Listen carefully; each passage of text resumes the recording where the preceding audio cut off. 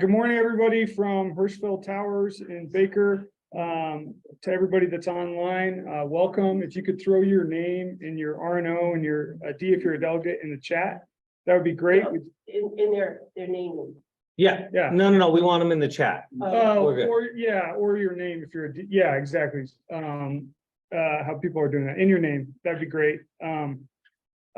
So welcome. This is a busy Saturday morning in Denver, so we're sure that people are going to be out and about, but we're definitely going to record this and make this available for everybody for after the meeting too. Our host today is Lamone Knowles. So Lamone, if you want to take it away, that'd be great. Good morning, everybody. Morning. My name is Lamone Knowles. I'm president of the East Denver Residents Council, primarily serving Park Hill, the neighborhoods going west to the 5 Points. Thanks for coming this morning, those who are here and those who are online. So I'm the host for this meeting, or not the host, the MC for this meeting today. So I need to start off with the land acknowledgement.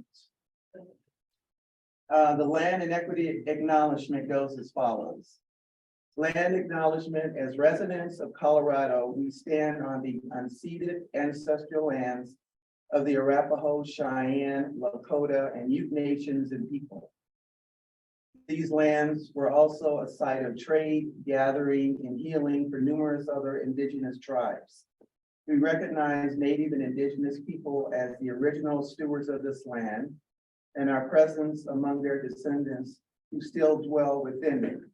We pay our respects to Indigenous and Native elders, past and present. Equity acknowledgement.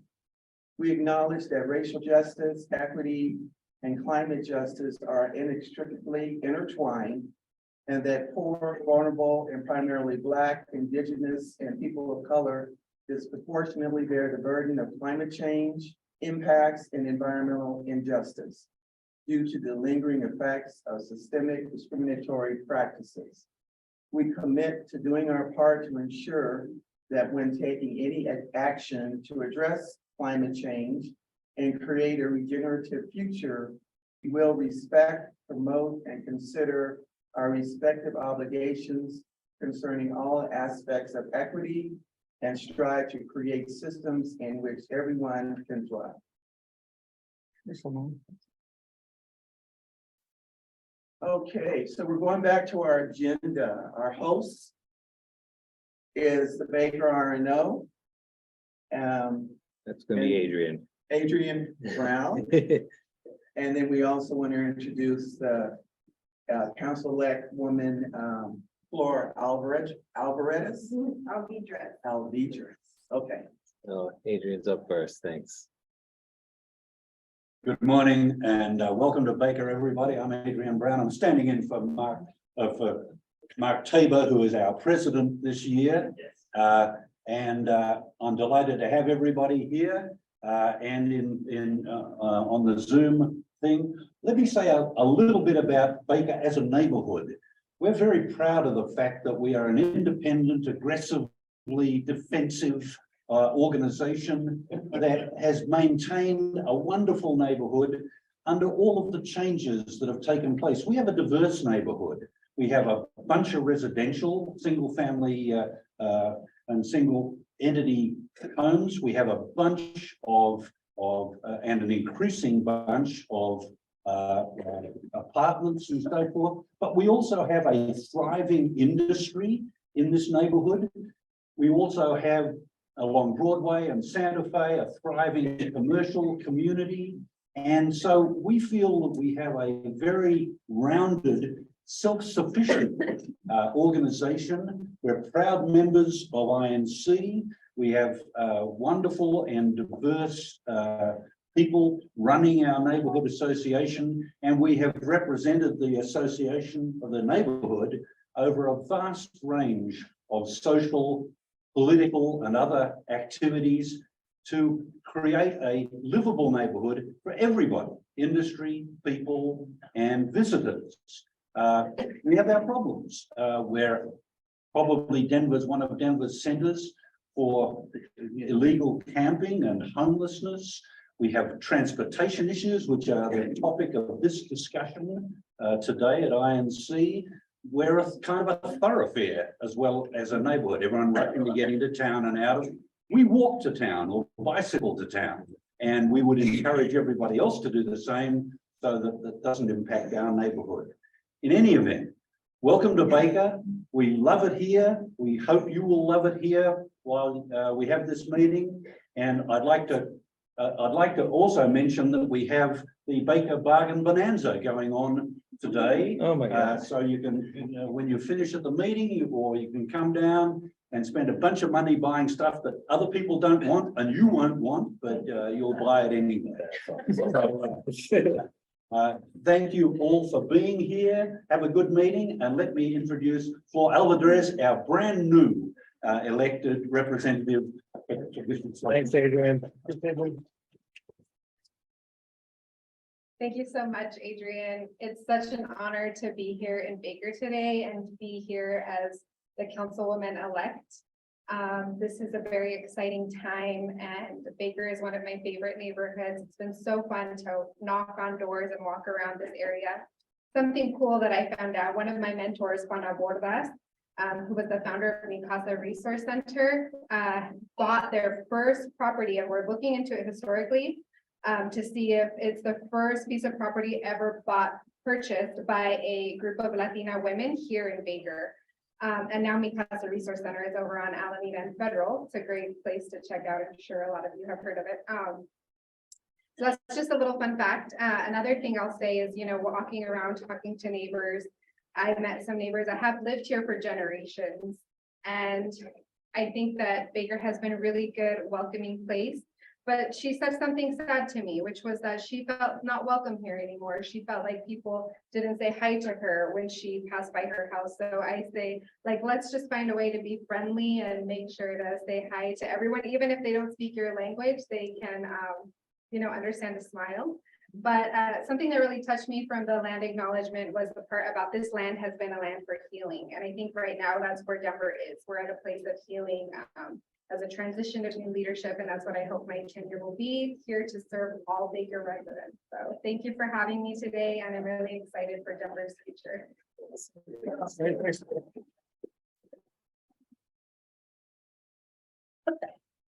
Okay, so we're gonna get on with some business reports for the INC, starting with. Greg, you're up. In the spotlight. There's a marker right there, Greg.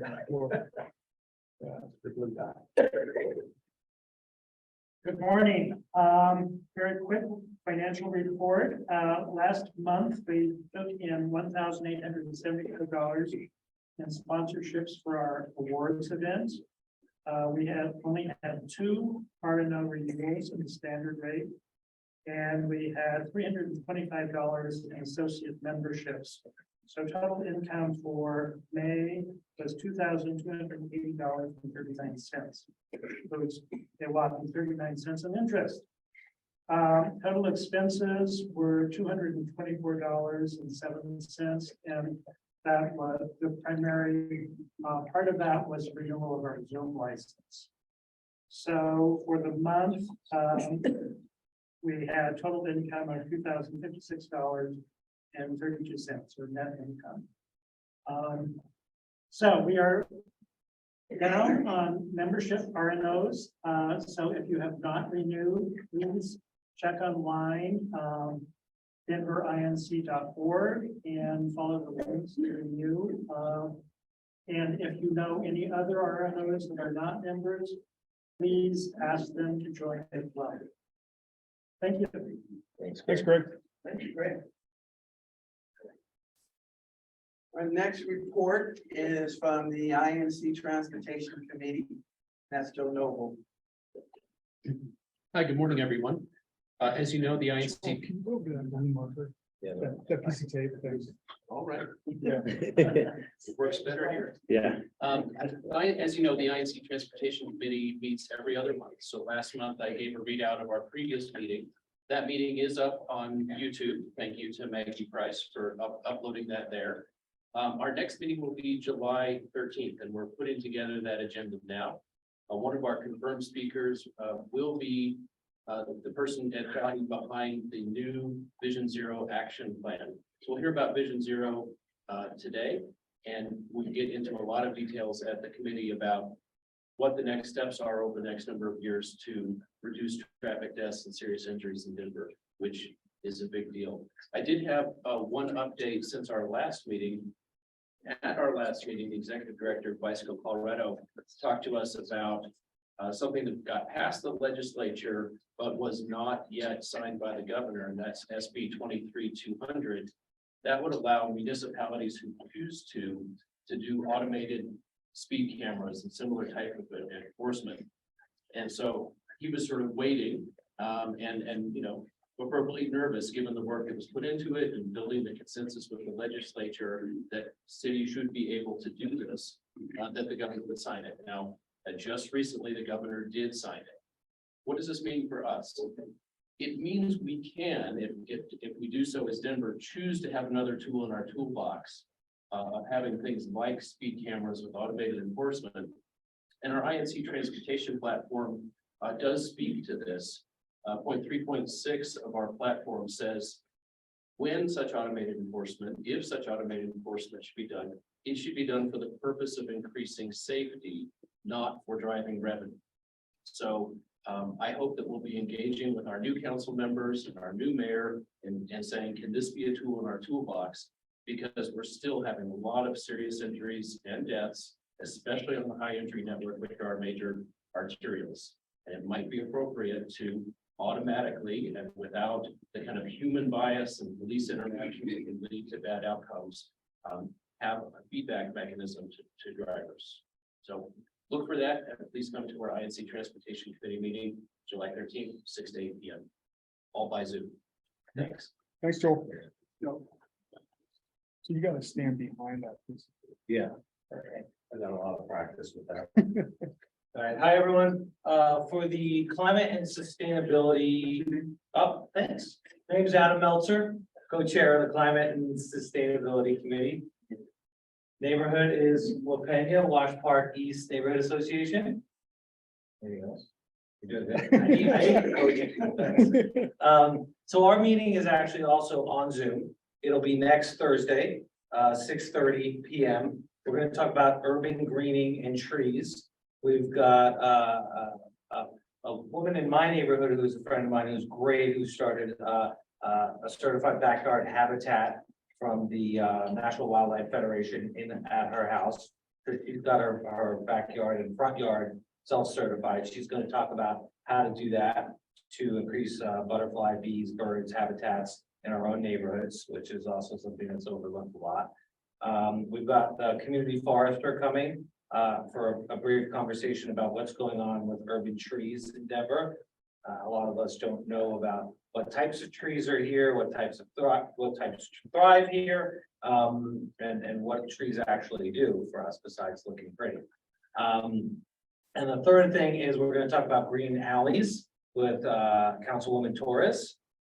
And that's kind of a new thing that's just starting to percolate about how to make our alleys nicer, which would involve more than just telling our neighbors to bring their trash cans in. And she'll talk about that. So come join us next Thursday night. If you don't know how to find us, go to the Denver website. It's on the homepage, and you just click on and you can get on the Zoom meeting there. Right. All right. Thanks. Next report is Education Committee. Joanna Simons. There's a lot of wires there. Yeah. Right by that Right by the blue little- piece of tape, just a little behind that blue piece of tape, yeah. Good morning, everyone. Joanna Rosa Signs, Education Chair.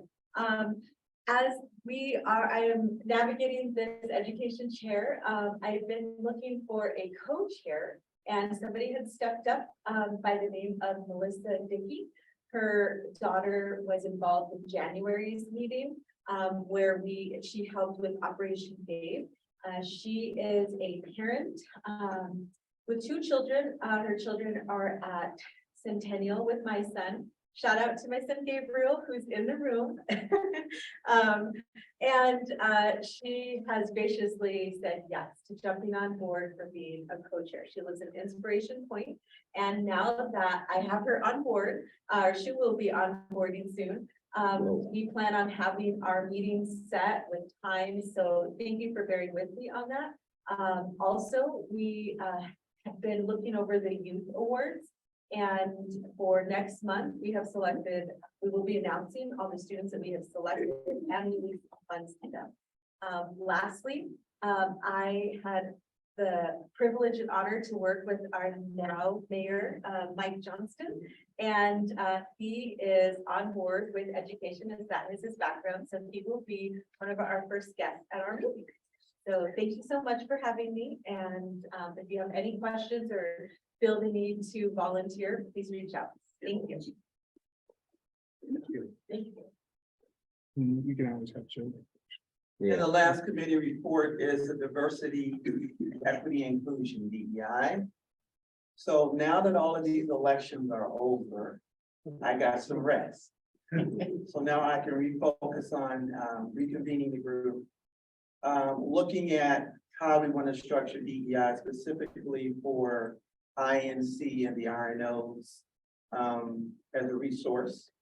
So I will be reaching out to the members who I worked with last fall, and then also recruiting new members to come on. This is going to be a big undertaking. RNO 101 will be our event in October. So we're going to need a lot of help to get that one done. So that's the end of my report.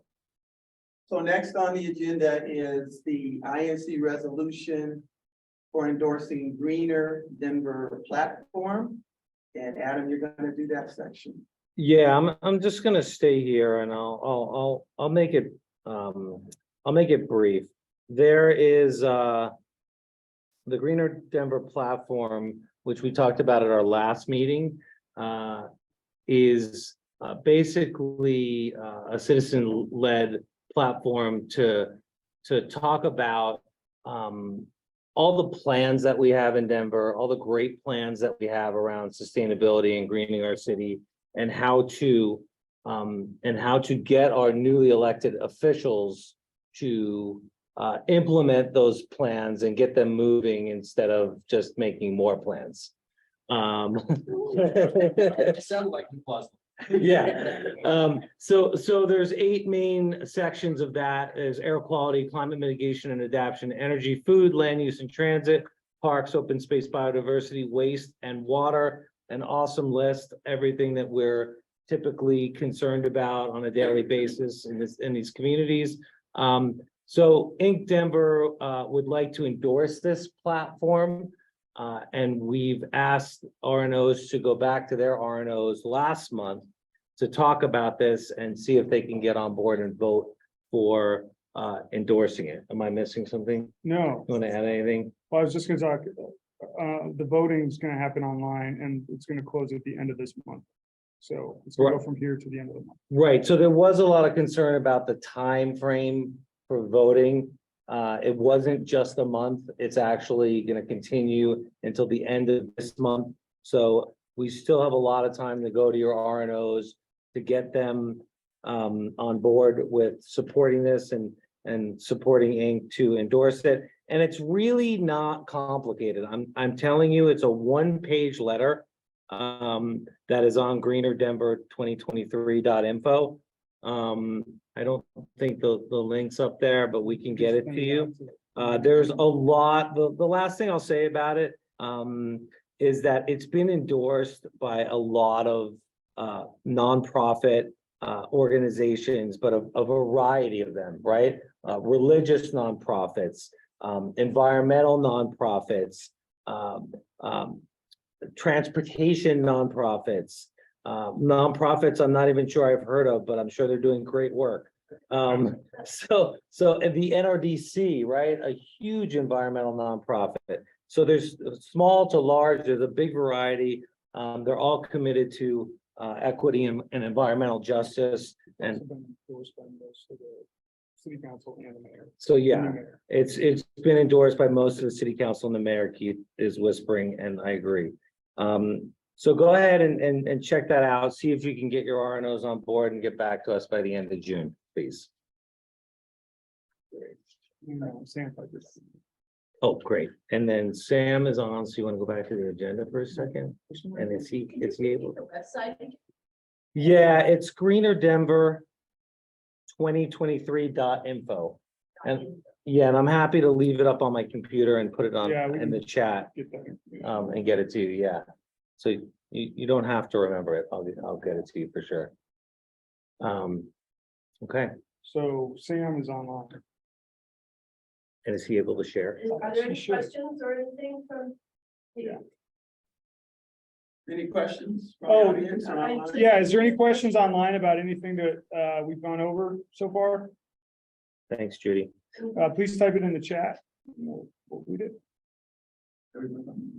I think we can move on then.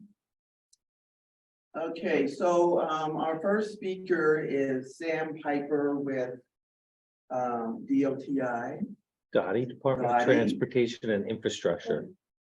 It's a long one. Department of Transportation and Infrastructure.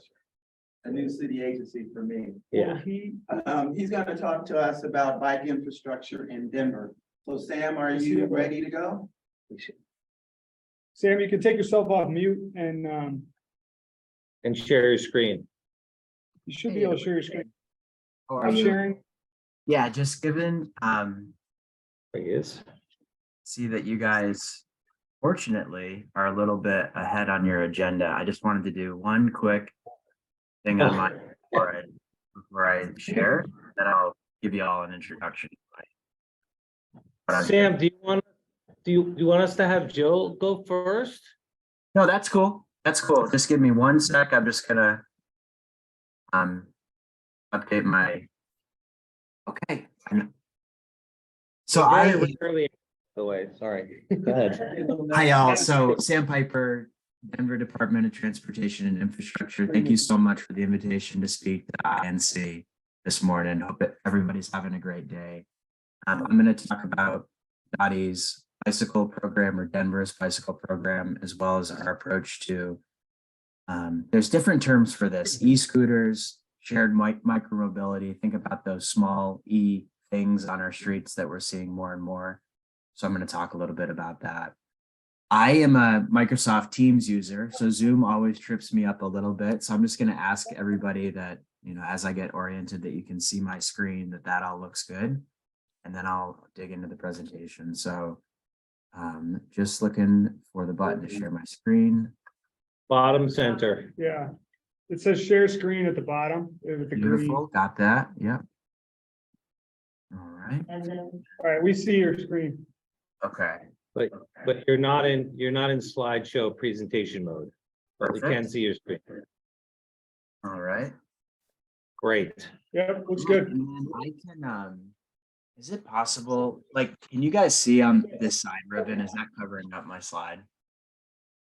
No, you're not being covered up. Everything looks great. Everything looks great, okay. Cool.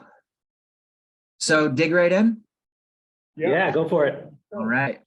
All right. So again, Sam Piper here with Dottie, and wanted to talk about three primary components today. Well, I do really want to focus and emphasize Denver's bikeway network expansion and micromobility, or what we're kind of thinking as bicycle plus or bike plus.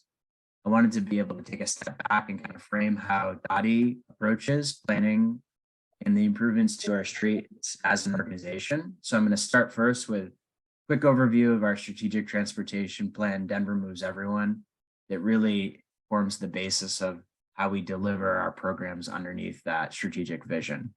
Then I'll talk about the bike network expansion, micromobility and Bike Plus. And then Jill is going to present about Denver's Vision Zero initiative. Won't steal her thunder. She'll explain what that is, but I'll be hanging on the line if there's any questions for the city after her presentation. So Denver has just completed its first strategic transportation plan in more than a decade. And that plan is called Denver Moves Everyone. And sometimes people ask, what was the rationale for doing a strategic plan now? We didn't have one. We didn't have that North Star, but also I'm sure folks on this line know, but just to reinforce, Denver was the 5th fastest growing city in the United States from 2010 to 2020. And that tremendous growth put huge pressure on Denver's transportation system. So we fundamentally had to move 100,000 more people than we did in 2010. You can think about that causes more congestion, that puts vulnerable street users at greater risk and requires us to think differently about how we move people because we simply don't have enough roadway space to maintain most people choosing to drive alone. So our strategic vision to address that rapid growth and define the city of the future, and really building out a world-class transportation system was solidified through our effort known as Denver Moves Everyone. This planning process is complete. You can go online, denvermoveseveryone.com, and you can see the final plan. Think about Denver Moves Everyone as kind of the seat of the stool, which is our strategy to improve transportation in Denver, with the legs of that stool being our pedestrian and trails plan, our bikeways plan, our transit plan, as well as Vision Zero. So everything rolls up to the top of that seat. And all of these plans are cyclical. The state of the practice is evolving when we think about designing streets for pedestrians, bikes, and transit. So we need to make sure that those plans reflect those current practices. And so I'll emphasize that we intend to update all of these plans on a standard cycle, as well as Denver Moves Everyone.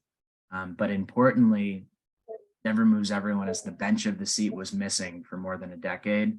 We now have that, and it's going to be used to drive the updates of what we call our modal plans or transportation mode specific plans that are listed at the bottom here. Importantly, though, Denver Moves Everyone doesn't focus on just one aspect of the street, as this graphic shows. It's about planning the system. How can we plan an entire system together, recognizing that we have limited space, and how can we maximize the highest and best use of the public right-of-way, which Dottie is responsible for managing. So this was the most broad-based engagement program that Dottie has led to date. We engage more people in this planning process than any other prior, not just Dottie effort, but city-led strategic planning effort.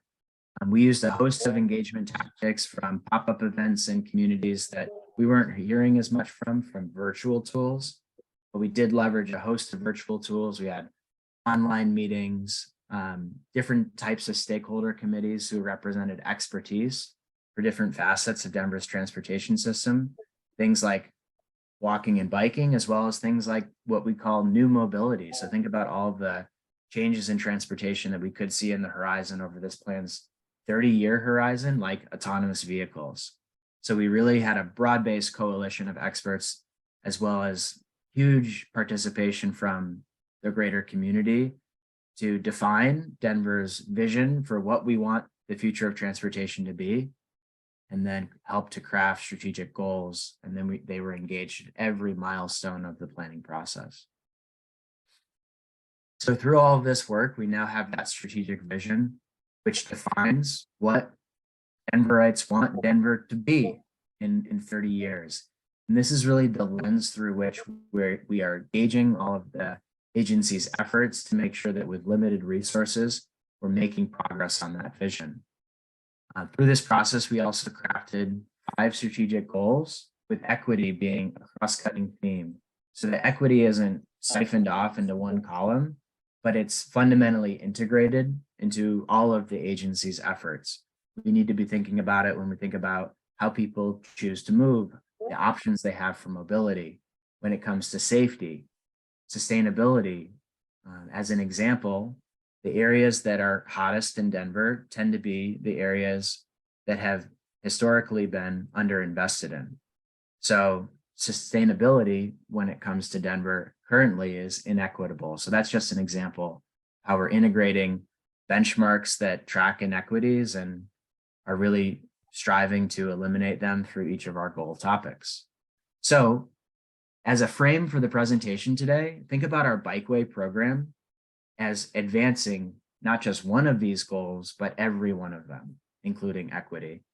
And I just wanted to emphasize that before I get into talking about the two specific topics, that this plan is really the North Star for our agency that we did not have before. It is our strategic vision, our goals, and allows us to maximize our investments, our policy direction, given our limited resources, so that we can have maximal progress made on these tenants. It's a 30-year horizon. And so we started off by understanding where we are today. How does Denver's transportation system work? What does it do well? And what are its weak points? The state of the system, which is published on denvermoveseveryone.com, is a first of its kind document for DOTI, where we did a deep dive into all of those goal areas to understand what is the state of mobility in Denver, sustainability, community, and the quality of our transportation system. And then we've established strategic objectives and metrics so that we can track success. So for instance, say that our safety metrics are not trending in the right direction. We've set a target for where we want them to be, the safety outcome being Vision Zero, which Jill will speak about, 0 fatalities and serious injuries on Denver streets. And so now we have enhanced capabilities to understand where we are today, where we need to be, so that we can track success. And if we're not moving in the right direction, how do we change our policy or investment to make sure that we turn that curve positively? One of the questions that INC asked us to speak about today was our program's intersection with racial equity in Denver. And so through Denver Moves Everyone, we really wanted to understand how we can improve our work in this space. And so another thing that INC asked us to talk about today is our collaboration with non-government organizations, as I've abbreviated it here, NGO. So just quickly, you're going to see a couple of these spotlights throughout the presentation, but I just want to use these as an example to demonstrate how we have done that collaboration. And NGOs are a critical partner in delivering a world-class transportation system. So when we kicked off Denver Moves Everyone, we recognized that we needed to do more in the racial equity space to elevate diverse and inclusive voices into our processes, benchmark inequities that exist today, and develop better strategies and processes to, over time, eliminate those inequities and provide better transportation options for the people that need them most. And so at the time, we had a climate advisor who was provided to DOTI through a partnership with the Bloomberg American Cities Climate Challenge. And so Bloomberg, recognizing that climate change is one of the biggest problems facing our world, our population, and also that cities are the major contributors to climate change, provided expertise to cities around the country, including Denver, to identify the areas that they need to improve to, again, turn that curve in the positive direction. So transportation is the second largest contributor to air pollution and the #1 contributor to greenhouse gases in Denver. So huge intersection with stopping climate change through changing the way that we travel as Denverites. And so through this initiative, Bloomberg American Cities Climate Challenge, we were also able to pull in resources to improve our racial equity work. And so, as I mentioned earlier, there's that intersection with, think about the hot parts of Denver where there's fewer trees with equity. There's also intersections with those communities being more vulnerable to a changing climate. As Denver gets hotter, you could imagine if we don't change the landscape of those areas will become even hotter. So this graphic that I have on the slide on the right is what we call our priority areas for transportation equity. It's a composite model. And by that, I mean, we evaluated different inputs that demonstrate populations that rely more on walking, bicycling, and transit to take more trips. So these are independent variables that all point to that same conclusion. An example is, as an input, is female heads of households. Female heads of households rely more on walking, bicycling, and transit. And as another component that in terms of them facing an inequity, they tend to have to have longer trip tours. So they're chaining trips together around town bringing their kids to school, getting to work, getting back. And you could imagine if they rely, for instance, on transit, those trips can be very long and it can limit their opportunities for employment, right? Because they may not be able to reach that job they want to reach because their trip times would just be too long. Another example nested into the model is income. So we find that lower income households have higher reliance on walking, bicycling, and transit.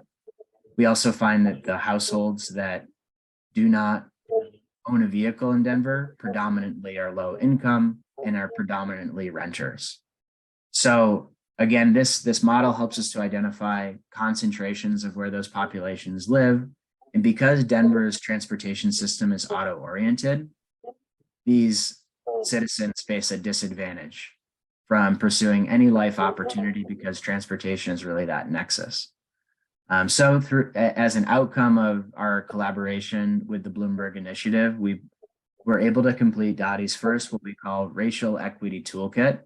And that's a tool that we're now running every project through that Dottie initiates as an agency through a lens of racial equity, both at the scoping stage. So what is the work that we're looking to complete? We're screening our outreach to ensure that we are hearing from the communities that need these improvements most. And then all of the technical deliverables will be influenced by this toolkit. We are now aligning our agency with leaders across the country in this space. And this is something that we're really proud of as a team, that we were able to successfully collaborate with this NGO to improve our work in terms of eliminating the racial inequities that exist in our city today. So this is a key component of Denver Moves Everyone, and just wanted to highlight this work for you all today. All right, so I'm going to now switch to bike network expansion and micromobility. And Adam, quick time check. How am I doing on time? Oh, you're fine. A great question. You're good. Lamone says you're good. You're good. Okay. Is there a time you guys want me to break for questions that I can target? How about, Next speaker's at 10:05. yeah, 10:05. But he's Well, no. covering two of the. Yeah, he's covering, Oh, yeah, okay. I think maybe keep going, Sam, and then when you're done, we can stop for questions. Okay. So, 10:10 maybe? I'll shoot for 10:10. How's that? Shoot for All right. 10:05. Yeah, 10:05. Okay, perfect. all right. All right. So bike network expansion in Denver. So the reason that I emphasize Denver Moves Everyone is that the bicycle program is one key component helping to deliver on all of our goals, but I just wanted to emphasize specifically mobility. So right now, when we look at how people travel in Denver, most people choose to drive alone for trips. And mode shift is the term that we use as an agency to think about, well, how can we move fewer people who choose to drive alone? We know that that's going to always be a critical means of folks getting around, but how can we provide access for more people to have different transportation options? So think about safer walking connections, better bicycle options in transit. And so we have a host of, on this slide, you can see a host of objectives and targets that we're seeking to achieve to improve mobility in Denver, but some related specifically to bicycling. So out of Denver Moves Everyone, our goal is to have 20% of all trips. So not just your getting to work trips, but your errands, going to the grocery store, going to the pharmacy, et cetera, being completed by walking and bicycling. So we recognize that that's an ambitious goal today. And I've got a slide that has the statistic. It's around 7 or 8% of people choosing to walk and bike for all trips. So we want to more than double that. But bottom line is that mode shift is the critical piece that we need to achieve. And if mode shift can fall into place, and again, by that I mean moving more people by walking, bicycling, transit, more carpooling, fundamentally just not choosing to drive alone, we can improve safety, we can improve sustainability, because again, personal vehicles can in the emissions that they emit are what drives climate change and air pollution. We can have tighter knit communities, and we can better manage the quality of our transportation system. So again, mode shift, if that can fall into line, is really the crux of our strategy. And the bicycle program is a key tenet of how we get there. So I'm sure that folks are familiar with the term high comfort bikeway, but I wanted to take a minute to explain what that means for people that aren't. So in Denver, we have many types of bikeways, but we consider a few to be high comfort. Those are protected bicycle lanes. So you can think about those as lanes that are physically protected from the vehicle lanes next to them by some sort of vertical barrier. So sometimes you see those posts, sometimes we use curbs, and sometimes those curbs are concrete.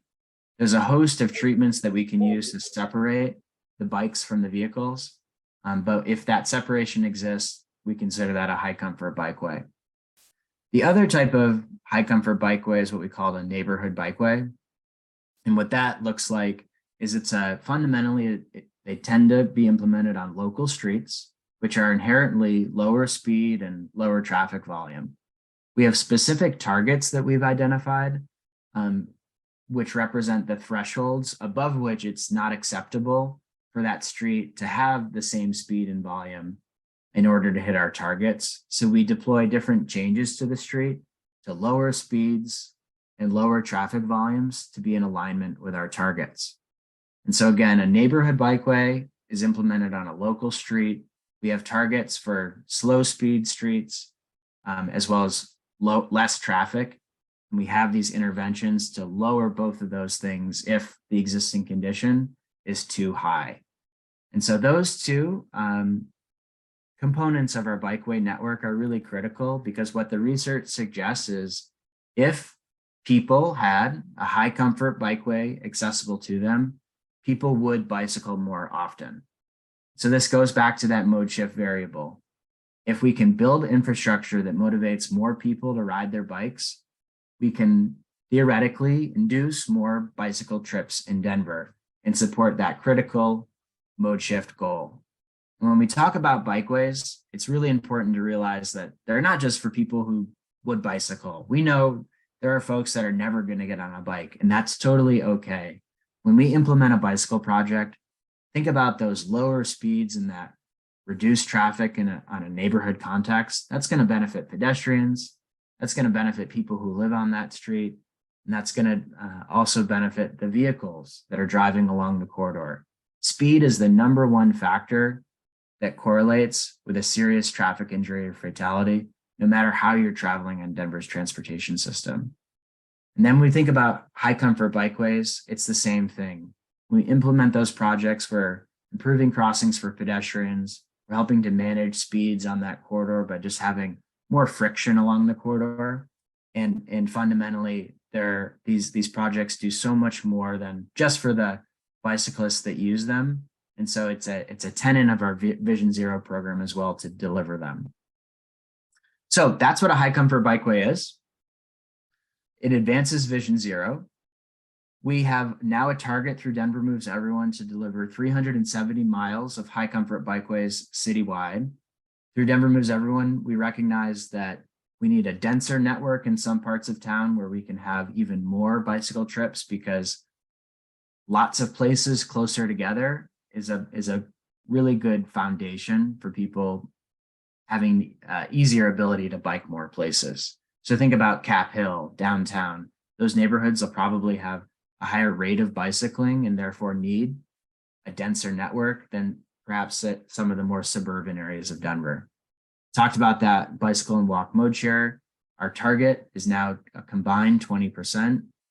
And how do we assess when that network is complete, when that network is built out? Bottom line is we want to make it easy for everybody to have a bikeway close to home.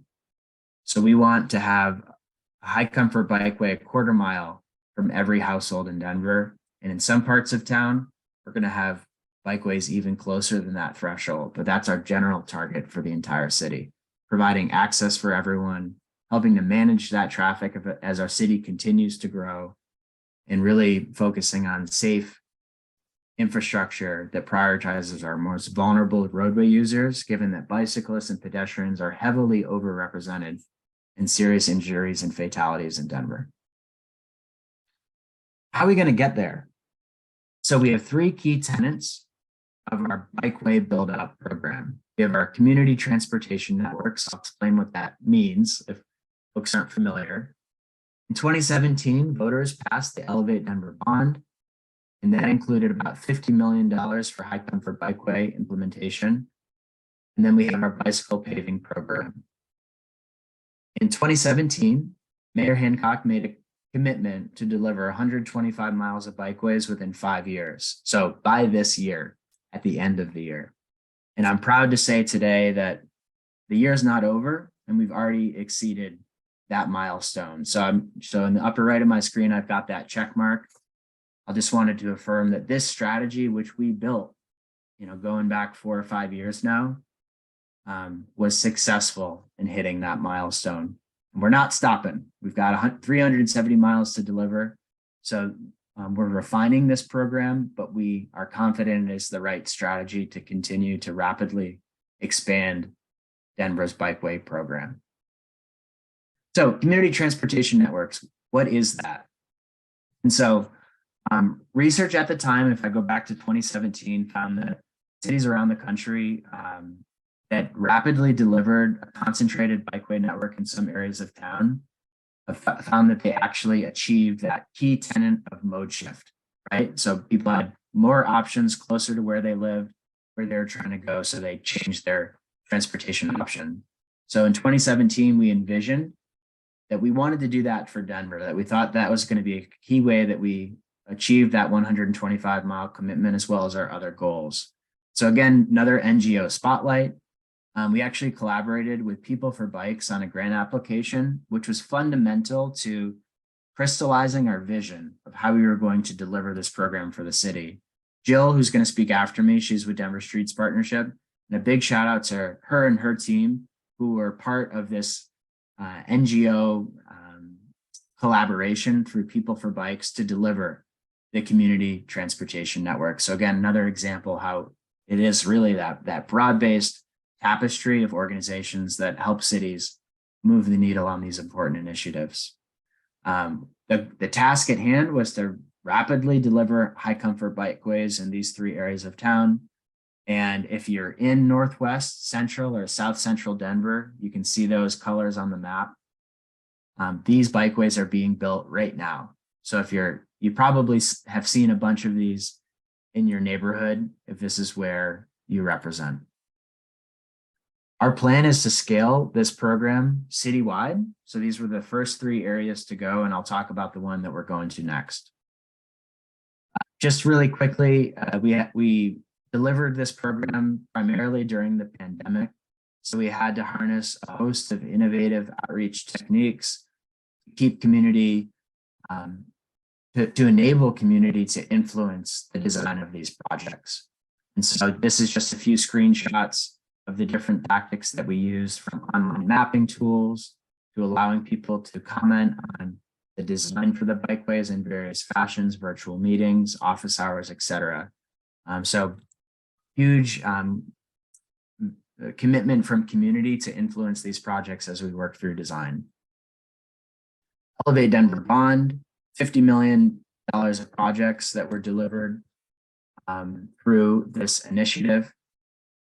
And again, these are all high comfort bikeways. We think about these projects selected as backbone projects. Some were existing bike lanes. Think about Marion Parkway down north of Washington Park. That was an existing bike lane, but it wasn't high comfort. And so we both upgraded key links in the network that were at the time weak links, and then created new links in the network. Think about the 13th and 14th Ave bikeway that runs from downtown all the way across to the Platte River Trail. That was a key missing link in the bikeway. And we completed that link as a component of the Elevate Denver bond program. And then the third tenet here is our bike paving program. So when I came on to the city, back in 2017. We did coordinate implementation of bike lanes with routine paving activities, but it was done relatively ad hoc. And so we significantly scaled all of the opportunities where we said, if there's any time a bikeway, recommended bikeway in our Denver Moves bicycle plan is going to be repaved, we want to try to implement that project through the repaving activity. So we've really leaned on this tool heavily to build out the bike program. And you can see an example. This is Jewel, kind of in the Virginia Vale neighborhood of Denver, that was delivered through the bike paving program. And this continues to be a critical tenet of our success. And it wasn't all just about how do we deliver projects. We needed to think about an ecosystem of new tools to support that. So we developed Denver's first bikeway design manual. We delivered Denver's first wayfinding manual. So if you see those signs with the bears on bicycles around town, just know that providing navigational assistance for folks that they can use these routes to get to the places that they want to go. That's really important.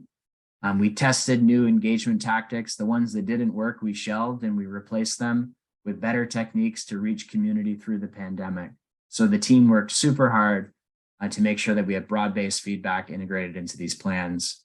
And then we used nimble project delivery. And by that, I mean, in some instances, we use concrete. In some instances, we use that paint and post treatment.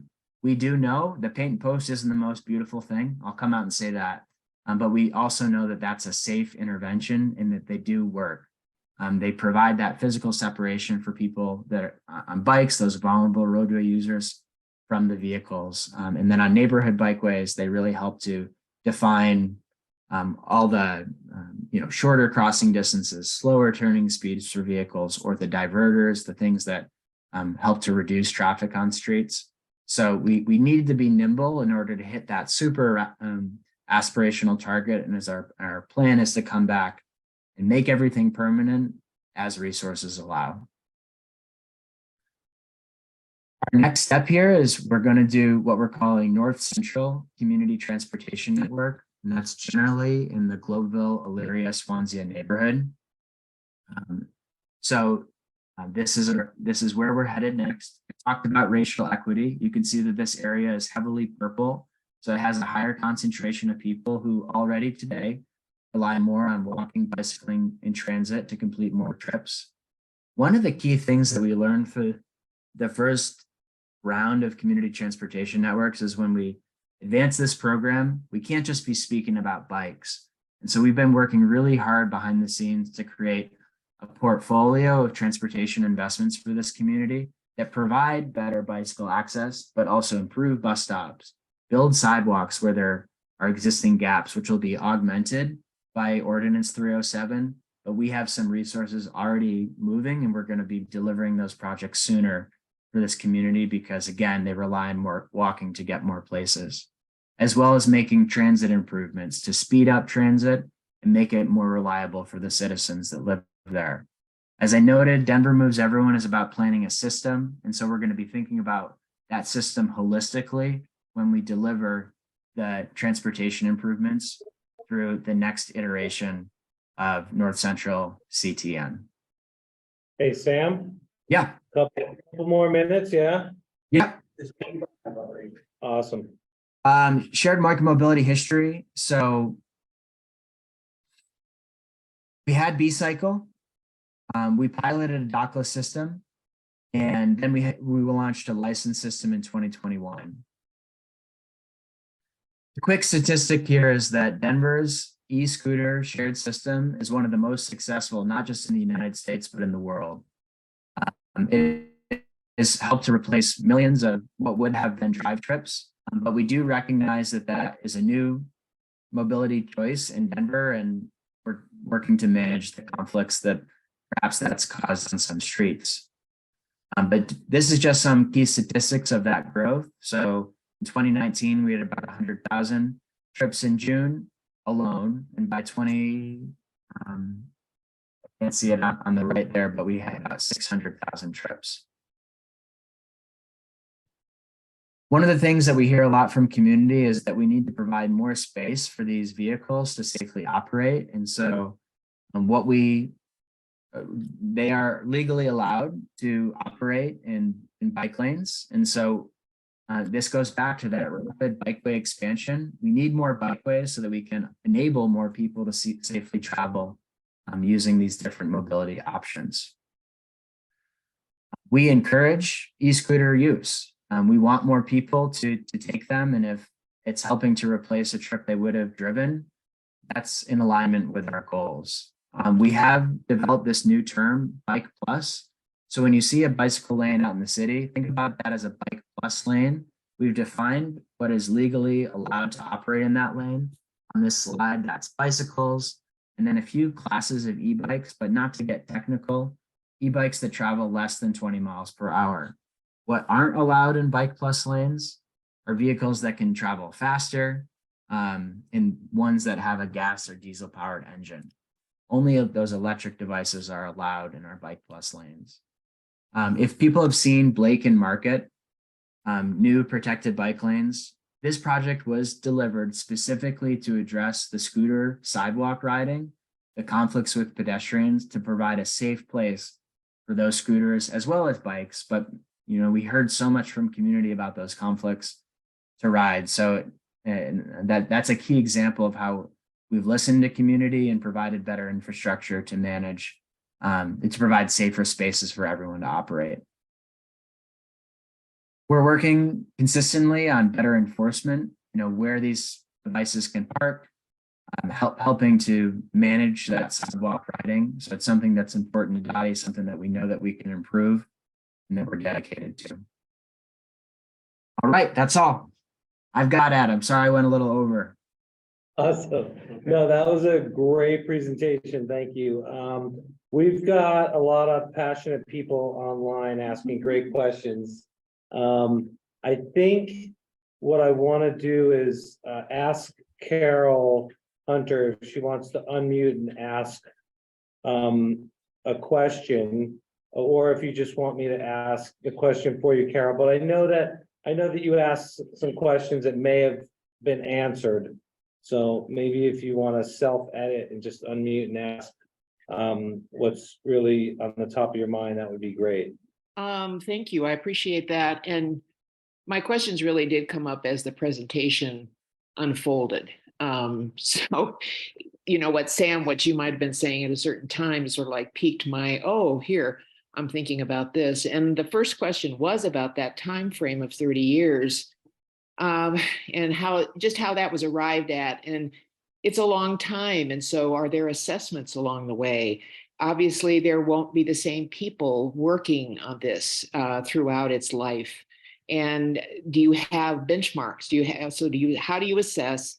Do you have benchmarks once a year, every 5 years, every 10 years? And I'm always interested in what other folks do in their communities, whether it's another community in Denver, like another RNO, different from mine, or another city, another country. How do people do this business of safety and reducing car use and safe driving habits? I know that's a lot. And then I had more questions. And I don't want to shut anyone else out either with their questions. Awesome. Thanks, Carol, so to hit the first one, it is a long horizon. The reason we pick a long horizon is sometimes transportation projects take a long time to deliver, and we want to create a clear vision of where we want to be in that future. But to your other question, yes, we do have benchmarks, and we'll be tracking them every year. So on an annualized basis, we'll be creating a report that demonstrates how we're making progress on those long-term goals, as well as achieving that long-term vision. And then if I heard you on your kind of third question there, best practices. So I wanted to emphasize that for every key task in Denver Moves Everyone, we started with a look both nationally as well as internationally to assess the state of the practice and incorporate that into our plan. And that went everything from how are the leading cities addressing Vision Zero to how are cities establishing a useful set of benchmarks and targets to track success and verify that they are making progress towards those goals. And if they're not, how do they know when to pivot? So again, we did that deep research across the country, as well as those leading cities globally, incorporated that work into this plan. Yeah, we're gonna switch off. Yeah, so let's go to audience. Go ahead. Hi, I just came from the Denver e-bike rally this morning before this meeting. And I would love if you would speak to, I mean, cities talking about benchmarks, they're looking at Denver internationally and nationally for our e-bike programming. Can you talk and share with our IMC RNOs the replacement and the numbers that the great numbers that are being represented by the e-bike rebate, the e-bike revolution? Yes, well, that's so exciting that you attended both that event and then are learning about it here as well. So bottom line, INC is Denver's e-bike program is a national leader. If people aren't familiar with what that is, there's a lottery system where people of any income can apply for a e-bike voucher that reduces the cost of purchasing a new one. And then people who are lower income and qualify get an even larger discount on such a thing. And every time the lottery opens, the website almost crashes immediately because there's such high demand. Now, so this has been successful locally. My friend has actually just hosted a conference of national leaders in e-bikes, and they invited Denver to speak there. So yes, to echo that sentiment, Denver is being seen as a leader in this space. Why? You know, that's where we kind of have to start to triangulate a little bit. I think that part of it is that we have this rapid build out of bikeways that are providing better access. I think there's something about being a Denverite that motivates people to get out on that bicycle. In terms of cities with higher rates of bicycling, Denver actually has really good weather. I know we do have snow in the winter months. We're working to figure out winter maintenance. I think we can do more in that space, but bottom line is that a lot of the year is really comfortable, and because it's not humid, it helps there. But think about what e-bikes do. Not everybody's going to ride what I sometimes call an acoustic bicycle. You know, there are hills in Denver, and this helps people get up them. It also, you know, not everybody wants to be sweaty when they get to work. This helps with that too. So we're not exactly sure what all the ingredients are that's making Denver's pilot so successful, but bottom line it is. And we're working closely with the Climate Action Office, who's leading that rebate, to make sure that, you know, as we expand that rebate option, we've got that feedback loop to Dottie so that we can integrate it into our bicycle program. All right, so what I'd like to do is maybe do one question, because I could talk about bikes literally for like 6 straight hours. But I think we should take one more question online and another question here, and then get to Jill before. The other thing I was gonna ask, Sam, is in the past, when we've had folks from the city, we get more questions online than we have chances to ask, and they've agreed to kind of answer these after the meeting and send us the answers. Can you do that? For sure.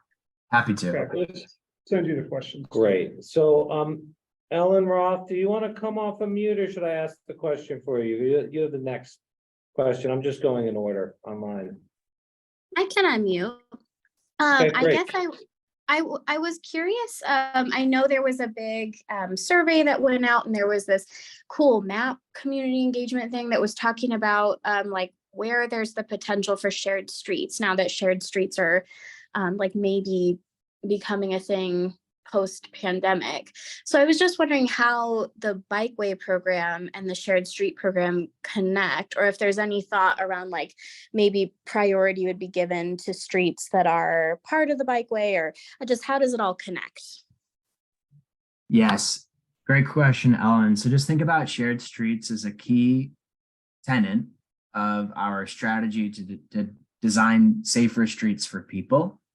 And you're absolutely correct that there is often a strong intersection between a good location for a shared street and sometimes where we are delivering a bikeway.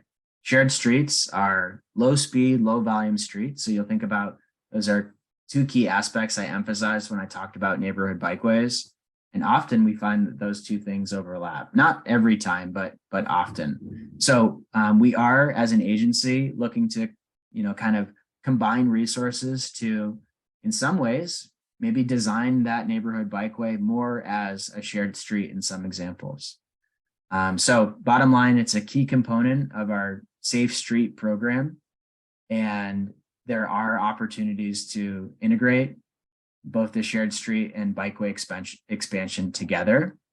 And that plan is actually wrapping up with a design guidelines that will provide our agency more clarity about what are the components of a shared street that we should deliver given different contexts. So that should be wrapping up in a few months here. And thank you for your participation in that project too. Okay, so. Joel, all right, go for it, Joel. Sam, hi, excellent presentation. I was really happy to hear you mention backbone, kind of what I think of as high capacity bike facilities, like is going in and bond funded, voter supported on Broadway. Can you tell us, we don't hear much about this. We hear a lot about the neighborhood bikeways from the department, but what is the strategy for a high capacity bike backbone that people go to and from their neighborhoods? Yeah, love that question. So we recognize that some corridors in our network, to your point, are just going to have to carry even more bicyclists, way more than are riding today. As the network expands, they're just going to kind of be the, I don't like to always use this term because it's kind of a vehicle term, but kind of like a bicycle highway, so to speak. So I emphasize when I kick off that our plans are cyclical and we update them. Maybe this is a good opportunity to put a plug in for the fact that we're doing a bike network update to Denver Moves Bikes starting this year. And one of the key elements of that project is that we're going to be identifying, we're still settling on what the right term is that'll be worked out through the project, but basically high priority bikeways in Denver that represent those trunk lines, those bicycle highways that should get an even higher level of investment, maybe a slightly different design. Think about maybe being a wider bikeway to accommodate more bike trips, more scooter trips on that facility over time. So we recognize we don't have that clarified right now. We need to have it clarified. That plan will do just that and will reinforce our investment strategy to put more resources into those trunk line facilities to accommodate even more trips. Awesome. Okay, so at this point, I think we're gonna have Joe come up. We're not actually as behind schedule as it might seem, because I was gonna have all the questions after, and we integrated some of them into the middle. So, Jill, you are on. Let me. Get set up there. My computer is still connected to the internet. Yep, take. No, I'm gonna stand. Yep. I need to reconnect. Okay, That's fine. sure. We If can, you want to have Sam answer a few more questions while I reconnect with it. yeah, Adrian, you want to ask your question real quick? Yeah, I do. And it's a little long, Sam. I was standing in the rain last Saturday at the second Viva closure of Broadway to motorized vehicles and was struck by the fact that it was quiet. And I could talk to people and move around, which normally I could not. Our road system right now, I believe, is the #1 contribution to alienation, noise, and hazard to residents. Baker's a good example. Traffic removes a significant area of our neighborhood from use by the neighbors. Denver Moves Everyone focuses on mobility, but how is it dealing with and protecting the rights and quality of life of those of us who choose to be immobile in our neighborhoods and communities? And how does it protect them from being crushed by the traffic that roars through our neighborhood all the time? Small topic.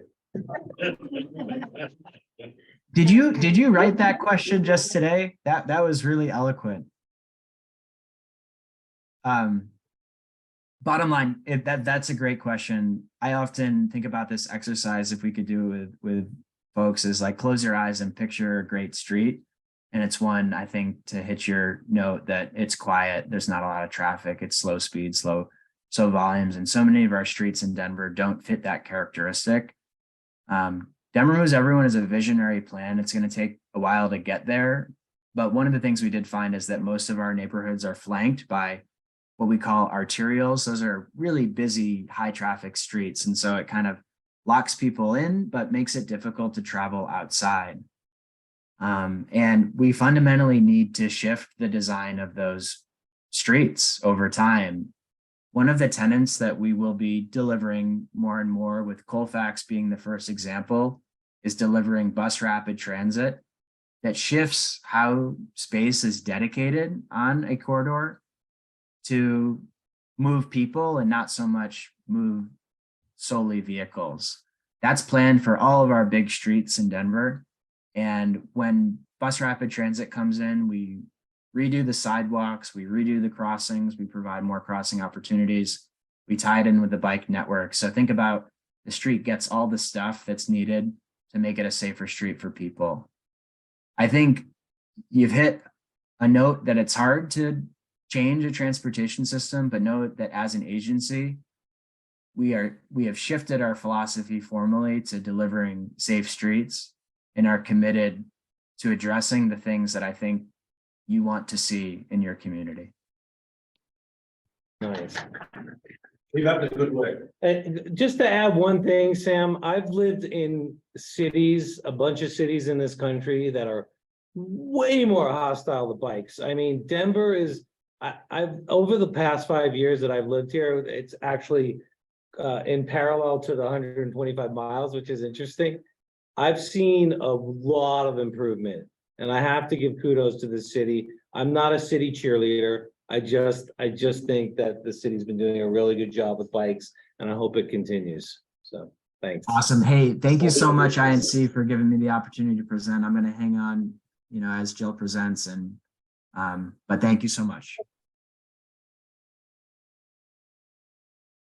I'm Jill Lacantore. I'm the Executive Director of the Denver Streets Partnership. And Adam asked me to talk to you today about Vision Zero. It's really good timing because it's been 6 years since Mayor Hancock initially committed to Vision Zero and the goal of eliminating traffic fatalities here in Denver. The city adopted a 5-year plan that just wrapped up, and they have refreshed the plan with a renewed focus going forward. And it's a good time to be calling on our newly elected mayor and city council members to recommit to this goal for our city. But first, just a little bit of background about the Denver Streets Partnership. For those of you who may be less familiar with us, we are a coalition of community groups advocating for people-friendly streets here in Denver. There are about, at the moment, 24 different organizations that are part of our coalition, including INC has been part of our group since the beginning. And we are always inviting new organizations to join our coalition, including individual neighborhood associations. And so we welcome all of you as individual neighborhoods to join the coalition as well. A subset of our coalition serves on our advisory council that meets on a monthly basis and really helps us develop what our policy priorities are as an organization and to work on specific policy campaigns. This is the current makeup of our advisory council. It does include groups that are focused on different specific transportation modes. So we have Denver Bike Lobby, Greater Denver Transit, Pedestrian Dignity, Bicycle Colorado, which is actually our parent organization. Groups that care about mobility for a variety of different reasons, like COPERG is very focused on the connection between transportation and climate change that we've talked about. Groups like Colorado Cross Disability Coalition and Dr. Mack, the Denver Regional Mobility and Access Council, thinking about how do we make our transportation serve people with disabilities, older adults. And then we have different neighborhood groups that sit on our advisory council and represent the very diverse perspectives from downtown Denver to Montbello Organizing Committee, helping us think about what are their needs and how do we create a holistic transportation system that meets everybody's needs. Our mission as an organization is to advocate for the systems and culture change that's required to reduce our dependency on driving. Because we know that's not sustainable. You've heard a lot about that from Sam's presentation. And we envision an equitable and vibrant city where human dignity is the guiding principle for the design of our transportation and our communities so that everybody who lives here can thrive and connect to what matters most to them. Vision Zero is one of the main issues that brought our coalition together in the first place to join this international movement focused on eliminating traffic fatalities and serious injuries. This is a rally that we held on the steps of the City and County building right after Mayor Hancock announced his commitment to this movement and the goal. When we first started working on Vision Zero as a coalition, we established a set of 10 core principles that defines for us what Vision Zero is and guides our advocacy on this issue. You can go to our website, denverstreetspartnership.org, to read all 10 of the core principles. I'm just going to highlight some of the key ones today. Number one is that 0 is the right number of traffic fatalities. It's both morally the right number we should be working towards. Nobody deserves to die just trying to get around our city. And it is, in fact, achievable. Vision Zero really is a shift in philosophy of how we as Americans traditionally have thought about traffic safety. It's reflected in the language that we use. We often talk about traffic as accidents, things that just happen and we don't have any control over them. And we just have to accept that people are going to be injured or killed in our transportation system. But that is not true. We can predict and we can prevent traffic crashes from happening. The high rate of traffic fatalities that's endemic across the US and here in Denver is not something we just have to accept as part of modern life. It is the outcome of policy decisions that we have made for decades that have prioritized the speed and convenience of driving over the safety and the health and the livability of our communities. This is something that was really driven home for me when I was paying attention to news coverage this past year about how in America, our average life expectancy is a lot significantly lower than in other comparable wealthy countries around the world. And in fact, our life expectancies are going down where other countries are continuing to go up.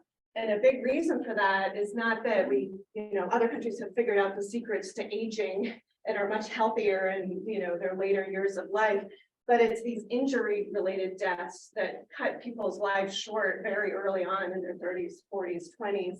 And the leading causes of death from injury in the US are guns, are cars, and drug overdoses, which are not mentioned here. And again, this is the result of policy choices that we have made in terms of prioritizing access to driving and prioritization of driving over health outcomes and traffic fatalities that result from that.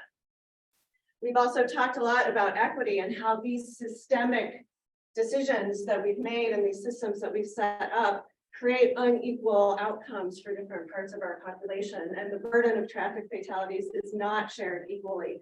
We know that people of color are more likely to be killed in traffic crashes, particularly Black people and our Native American residents are wildly disproportionately represented in traffic fatalities, as well as low-income people are much more likely to die in a traffic crash. As Sam was talking about earlier, low-income people are more likely to depend on walking and biking and transit to get to where they need to go every day because they can't afford a car. And low-income neighborhoods are the least likely to have safe accommodations for people outside of cars, sidewalks, safe protected bike lanes, safe bus stops. And so it's not surprising at all that we see much more traffic fatalities happening in those low-income communities. Another core principle of Vision Zero is that people are going to make mistakes. Human beings are fallible. We're going to get distracted. We're going to exercise poor judgment. We're going to take unwarranted risks. We have health issues that impact how we're behaving in our transportation system. And if we're hoping we're going to get to zero traffic fatalities by somehow perfecting human beings, that's a lost cause. But we can, in fact, plan a transportation system for human beings that anticipates they are gonna make mistakes, they are gonna do dumb things, and we can dramatically reduce the chances that those mistakes will result in an injury or a fatality. This is a story I like to tell that really helped me understand this. This was a fatality that happened back in 2017 when we first started working on Vision Zero. This gentleman, Christian McDonald, he was in his 30s. It was late at night, like 2 a.m. in the morning in downtown Denver at Blake and 16th Avenue. And Christian just walked out into the middle of the street and stood there facing the oncoming traffic. Nobody knows what was going on in his head, if he was suffering from some mental illness that was causing him to be disoriented, and he didn't know what the environment was. Was he feeling suicidal and he was hoping that he would be hit by a car? We don't know. But a car did in fact hit him, threw him to the side of the road, kept going. It was a hit and run like we often see here in Denver, and he died as a result of that crash. And you may think, how could we possibly prevent that type of traffic fatality from happening? Do we have to solve mental illness before we can reduce traffic fatalities? Well, what we do know is that that car that hit him was going well over the speed limit. And as we know from what Sam was saying, speed is the #1 factor that determines whether somebody is injured or killed as a result of a traffic crash. If the car is only going 20 miles per hour, it's likely that you may suffer a broken arm or something, but you'll walk away from that traffic crash. Whereas if it's 40 miles per hour, very likely that the person will die. And we also know that the design of the street is one of the biggest factors that determines how fast you drive. At that point in time, this is what Blake Street looked like on the top of this slide. It's a very wide 3-lane street that just invites people to speed on their way out of downtown. But as Sam mentioned, the city recently redesigned Blake Street to make room for bicyclists and scooters. And in the process of doing that, they narrowed the lanes for cars, reduced the numbers of lanes for cars. And what that also does is it reinforces much slower, safer speeds on that street. And so if Christian was walking out onto Blake Street today, it's likely that that car would have been going much slower, that there was a greater chance that the driver of that car would have seen Christian and maybe avoided hitting him in the first place. Or if there was a crash, it wouldn't have been as serious in terms of its outcomes. Which leads to another one of our core principles. Safe design of the street is what is going to lead people to behave safely.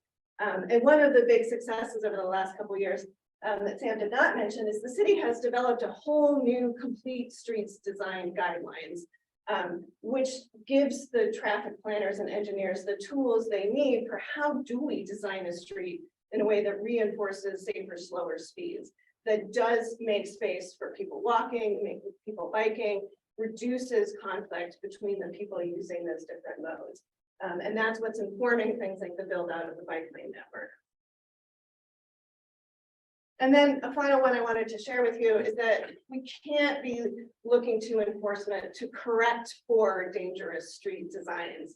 You know, there's a tendency to wag your finger at people who say, oh, well, they weren't crossing in the crosswalk, or they were crossing against the red light. But often when you see people engaging in those behaviors, they're just trying to make do with a system that was not designed to be safe. Maybe the closest crosswalk is literally half a mile away, and they're just trying to get to the restaurant that's directly across the street. So instead of punishing people for making do with the system that's basically entrapping them into dangerous behavior, let's build the infrastructure that allows them to be safe and do the very human thing, get to the destination they're trying to get to as efficiently as possible.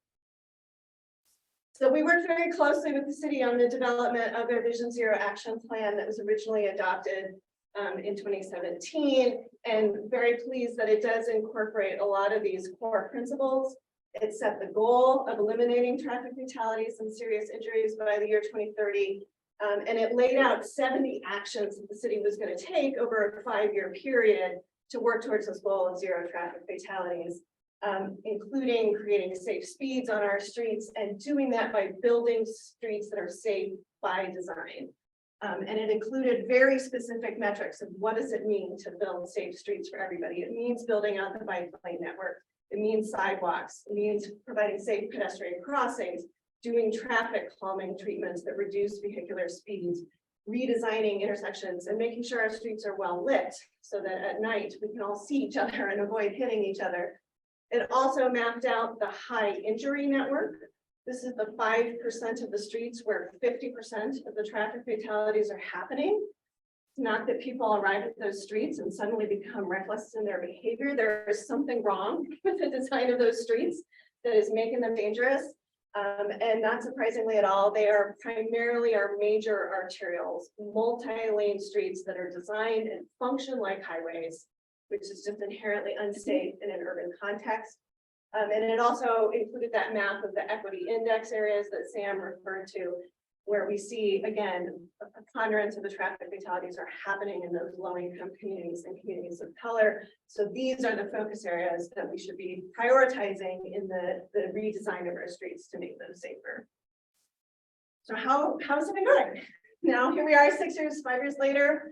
The Denver Streets Partnership was issuing an annual report card that looked at the city's benchmarks, those annual benchmarks for building out bike lanes, sidewalks, doing traffic calming. How were they meeting those goals? And you can see on the left side of the slide that their grade was going up over the years. They weren't fully meeting their targets, but they were getting closer year over year. But at the same time, we saw traffic fatalities were continuing to go up, with hitting a high of 84 people killed in 2021 and 2022. So far in 2023, we have 33 traffic fatalities, so we're on track to hit that same record level again. So what's going on? We know that the data also tells us that the cars are the problem. That when we look at literally the hundreds of traffic fatalities that have happened over the last 5 years, virtually all of them involve a car. Or a truck really is the term we should be using now, because the majority of vehicles that people buy these days are in fact trucks. It's the vehicles that weigh multiple tons, that are designed to drive up to 180 miles per hour, that are the threat of serious harm and death on our city streets. But it's the people outside of the cars that are particularly vulnerable to that threat. Compared to the percentage of people who are walking and biking around the city, a very disproportionate number of those folks are the ones who are represented in the traffic fatalities. But also a lot of people in cars are dying too.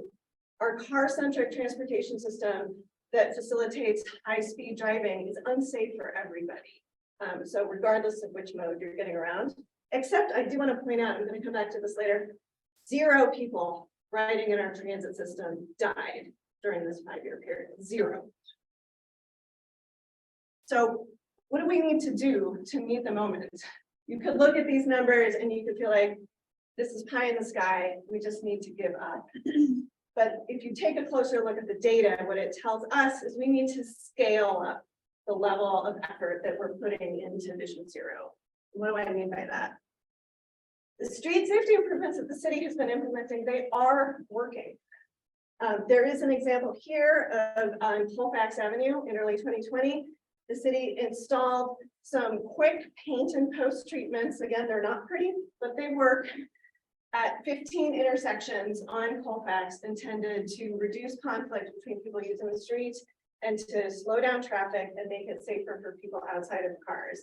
So things like pedestrian refuge islands, bulb outs at the corners, turning restrictions. And the data showed it worked. At those 15 intersections, there were fewer conflicts between users on the street. Drivers were yielding to pedestrians more often. But it's not nearly enough.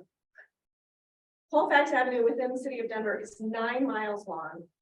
There's approximately 150 intersections across that stretch.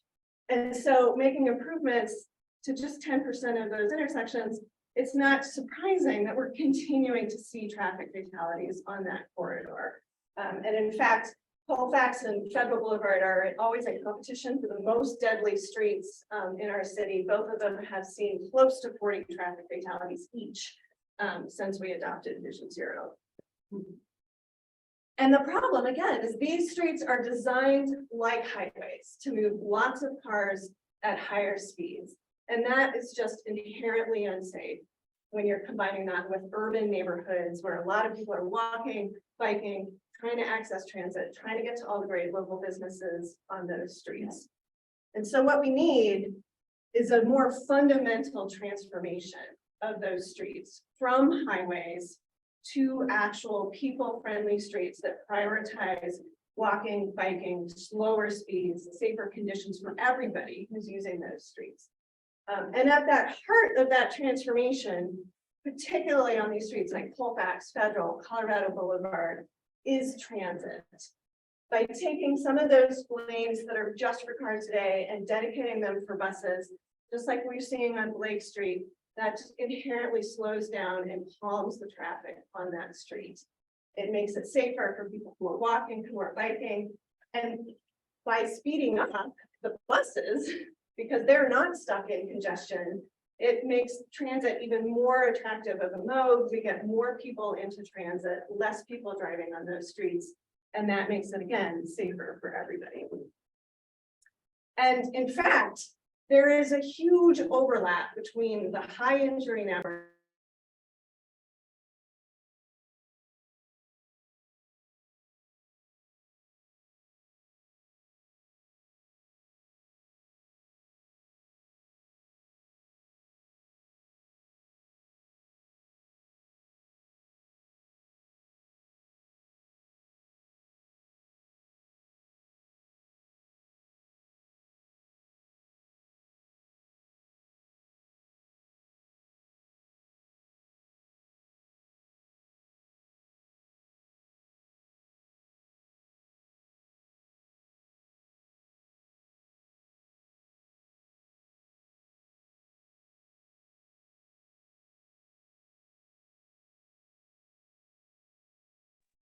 And again, that makes our streets safer for everybody. There's national data that shows that people in cars are 66 more times likely to die in a traffic crash compared to a person riding a bus. As I said, there were no reported deaths of anybody riding our transit system. And there's no reported deaths of somebody being hit by a bus on our city streets.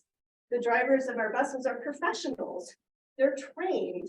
It is their job to operate that vehicle safely.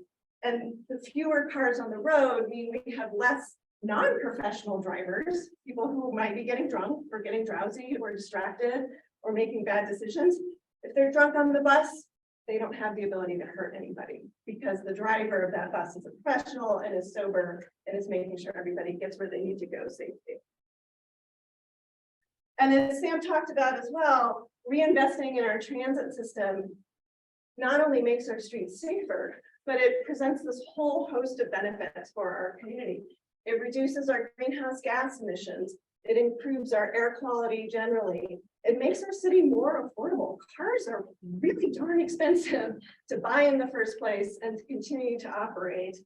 It addresses the equity index areas that we talked about by bringing investment back into those communities and providing them with affordable and inclusive transportation options so they don't have to put out the money to buy the car.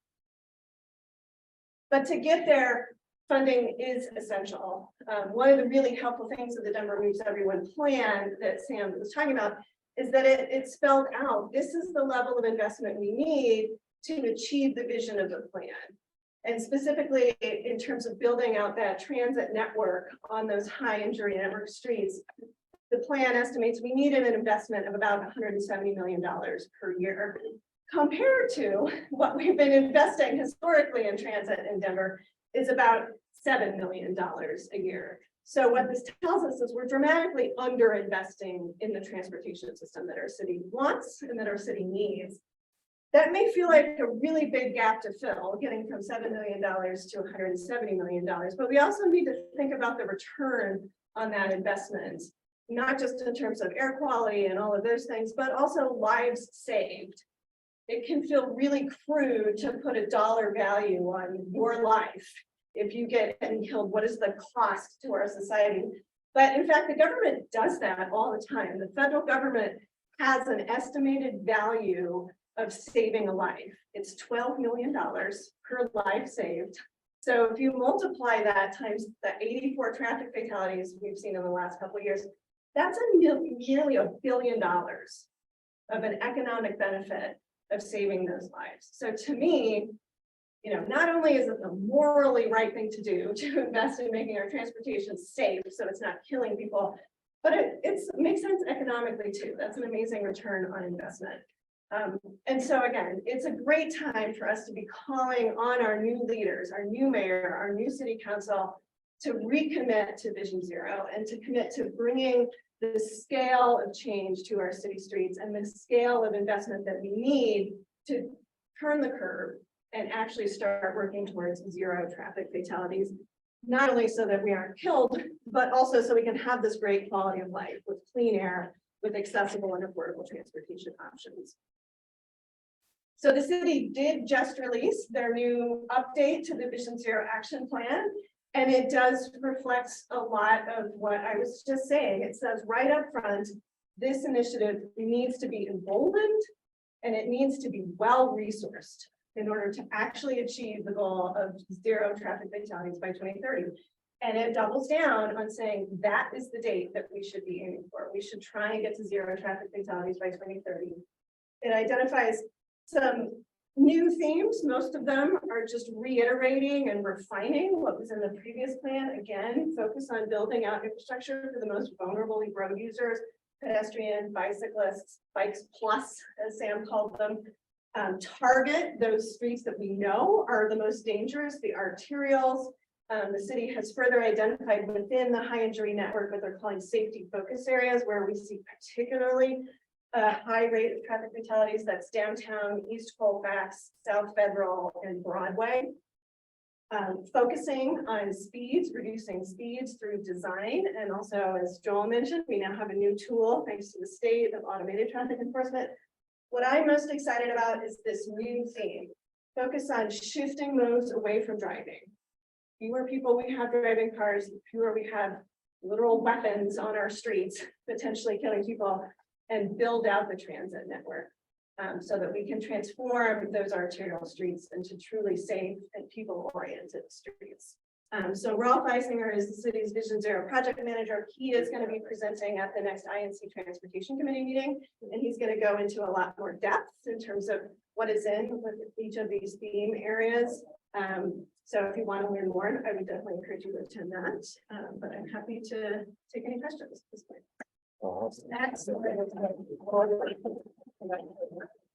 I'm glad to see our entire universe by 2030 is gonna be perfect. I'm really looking forward to 2030. Yeah, I was talking 2050, yeah. Joel, you have a question? Given that the high injury network is where most of the deaths and serious injuries are occurring, and that the big transformation like happening on East Colfax is expensive and takes a lot of time, what interventions would you like to see, whether it's physical interventions or enforcement interventions? What palette of things should we be doing between now and when a transit-led transformation can occur? Yeah, we should absolutely keep doing those quick and low cost interventions like I highlighted at those 15 intersections at Colfax. They do make a difference. And the city is planning those. I'm not sure if they're planning any additional ones on Colfax at this time, because the Colfax BRT is actually coming pretty quickly. But they are planning them on South Federal Boulevard. And you're seeing them all over the city. They're trying to pop up the paint and the posts. I do think there's also a real opportunity with the new state legislation around automated enforcement. Previously, automated enforcement was not allowed on arterial streets in Denver where they were needed the most, which made zero sense. So now it's actually allowed on streets like Colfax and Federal. And the other change is previously it was not fully automated. There had to be a human present with the speed camera, which meant it couldn't be operating 24/7, 365 days a year. Now it can be fully automated. So it's just a camera, takes a picture of the license plate, sends you either a warning or a ticket in the mail. So I'd love to see the city take one of these major arterials like Federal Boulevard and just at every single traffic light along the entire corridor, put in a speed camera, put in tons of signage, do tons of marketing and outreach to show, so everybody knows if you go over the speed limit on Federal Boulevard, you will get a ticket, and then start implementing automated enforcement. And we have seen from other cities around the world, it is extremely effective at reducing speeding and reducing crashes that result in serious injuries and fatalities. That is not the long-term answer because that's punitive. And the street is designed to encourage people to speed. So in some cases, we're kind of entrapping people like, here, please speed. No way, we're gonna give you a ticket for it. So the long-term solution is redesigning the street, but that could be a very effective thing that we could do immediately. What's the relationship with CDOT on this where, you know, it's CDOT's running the street and then Denver has this great, you know, new plan that's come out. Like, does Denver have to ask permission for everything it does on the street to CDOT? And is that being given very quickly or what? It absolutely requires coordination between Denver, because this is our city, CDOT, because they own the street, and RTD, because if we are truly looking to transit to be part of the solution, they need to be at the table. They need to be prepared to run the buses. And there is definitely room for improvement in that coordination. I think that's something the mayor could help with a lot. Get everybody to sit down at the table and be like, okay, everybody, we're working together to solve this problem. But the good news is CDOT has evolved a lot over the last 5 years to the point that they are now taking the lead on some of the BRT projects. The city is actually anticipating that between now and 2030, we will get 5 BRT lines up and running. And that's partly because CDOT is taking the lead on Federal Boulevard and Colorado Boulevard in getting those projects implemented. And then the city's taking the lead on Colfax, Sphere, and 38. Their Denver News Everyone plan says those 3 corridors can at least get substantially started by 2030. Let's take 2 more questions and then we'll wrap it up. You're first. Jill, as usual, your presentations are phenomenal. Thank you. And I just wanted to see if you could speak to Vision Zero, as you said, is a national and international program, to some of the successes that have happened around the country and the world to show that it really does work. Yeah, there are cities that have gotten to 0 traffic fatalities, both in Europe and in the US. In Europe, it's like Oslo is one of them.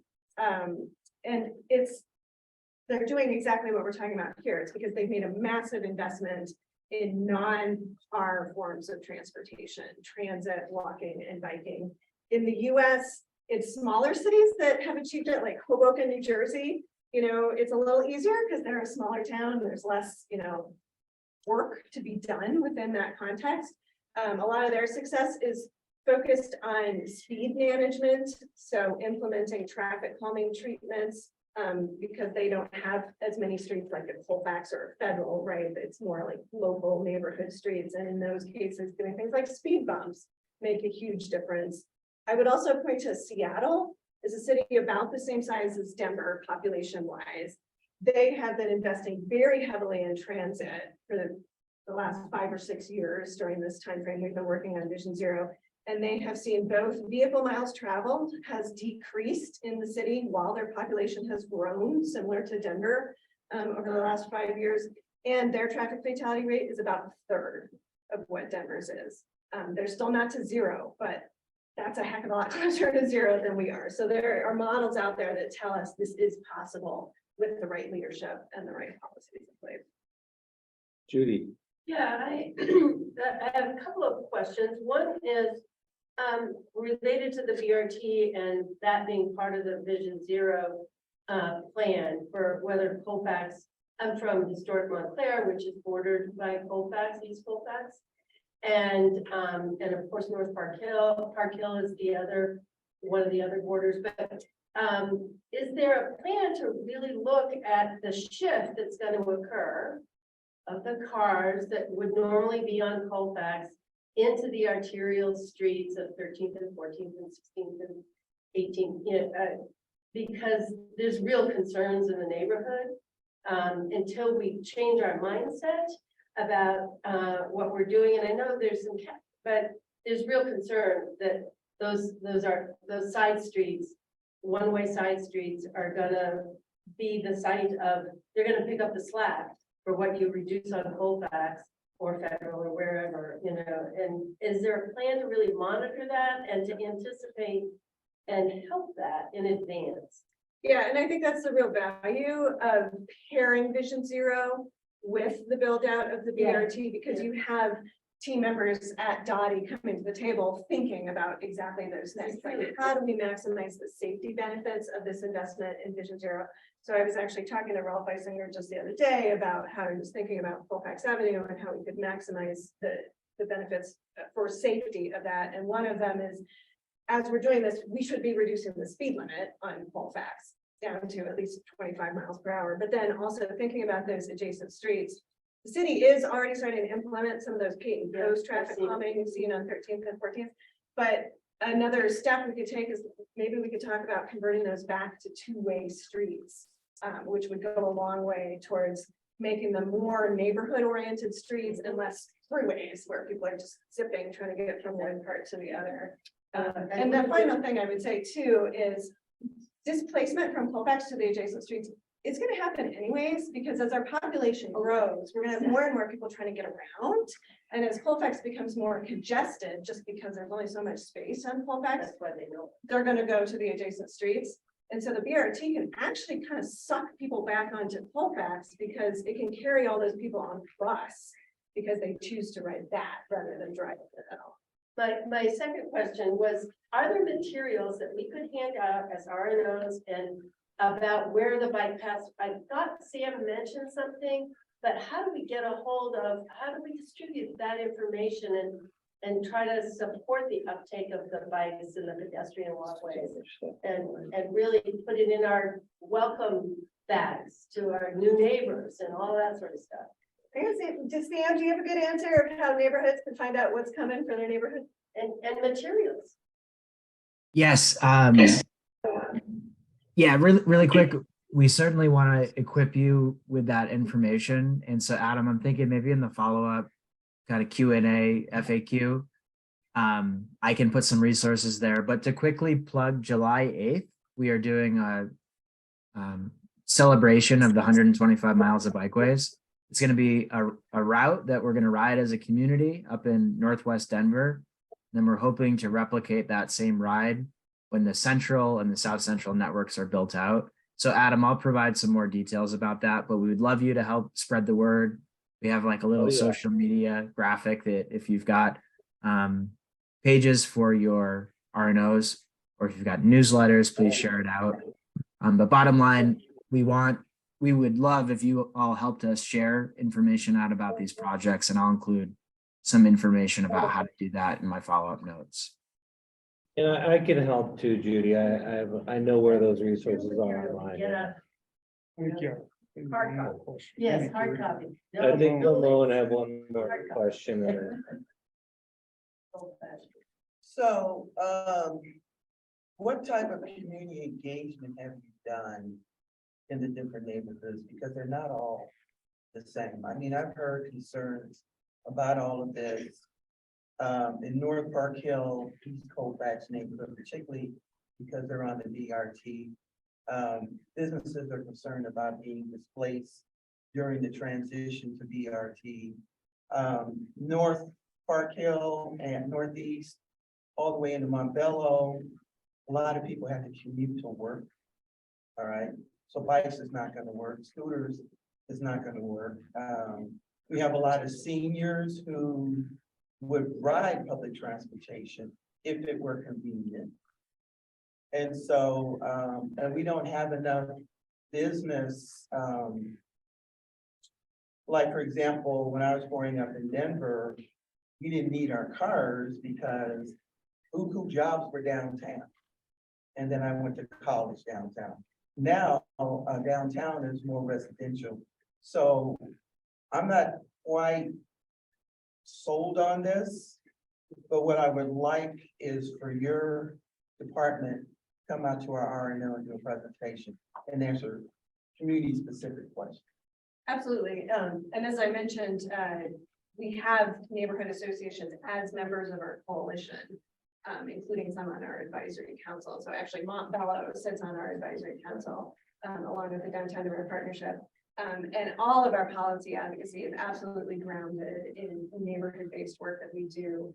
And we prioritize those equity index areas, going to them to understand what are your concerns and aspirations? How can we bring you resources and support to work towards the solutions that you want to see. So an example is in Montbello back in 2018 now, I think it was, we worked with the community around their concerns about safe access to one of the parks in their community and did a pop-up traffic calming demonstration where we showed if we added a mini traffic circle and bump outs and better crosswalks, how might that look on the street and how might it make it safer for people to access that park? And with the pop-up demonstration, people were actually able to experience that in, you know, real world, three-dimensional form and see what it felt like to walk and bike with these design treatments.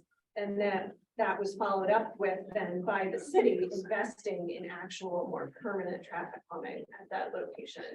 So we are absolutely invested in going to the neighborhoods, listening to them, helping them move forward their vision, and then advocating for what do we need at the policy level at the citywide scale so that we're not solving problems one neighborhood, one intersection at a time. All right, I'm gonna cut it off here. Sorry, Shirley. Thank you so much. These people are not going away. Jill is here. She's with Denver Streets Partnership. You could reach out to her. Sam is at Dottie. You could reach out to him. They're all organizations that work with our community to make our community better. So I want to just say that and let's continue the discussion. This is not the end of the discussion. And then we'll go to announcement events and we'll wrap this up. Do you? Yeah, and we'll send the questions from the chat to both Jill and Sam. And I know I think there was a couple of questions here too, that if you want to let us know afterwards or send us a written question, we can add that to this and make sure that they get it so they can respond. And then Inc. will get these questions out hopefully in the next few weeks and published either on the website or sent as an email so people have the answers to these questions. So thank you both for coming and talking today. And Adam for saying that. Phenomenal. So we're just going to move on here to announcements and events. I'll just announce, because I think both of our folks that are working on the awards ceremony couldn't be here today. I'm just making a general announcement that the INC awards ceremony, we've said this a couple of months now, is coming back after a couple of year hiatus. It's going to be at Racy's Brewery, which is a really amazing community space that's come up over in Sun Valley neighborhood. It's going to be in September. We are looking actively right now for silent auction gifts. So if you have if you know any restaurants or events or anything that you want to connect with and can help to donate, we're looking for donations for the silent auction.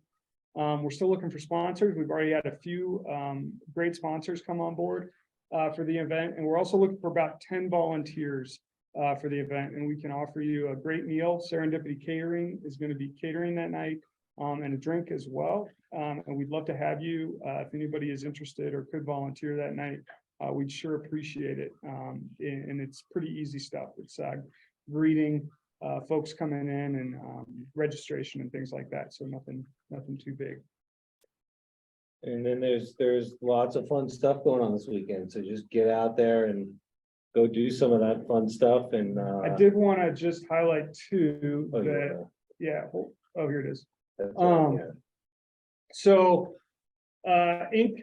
Has, one of the things we're trying to do too is figure out, we've kind of heard that, when it comes to diversity, equity, inclusion, that making meetings at different times and trying different things is good to try to make sure we're making ourselves available to everyone. So this summer, we're going to try in July and August to do our community meetings, these Saturday meetings. We're going to try them on a Thursday evening.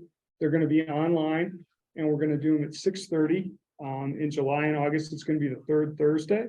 And we've got a couple of great programs already in the works. One's going to be on organizing strategies for RNOs. We've talked to a couple of different RNOs.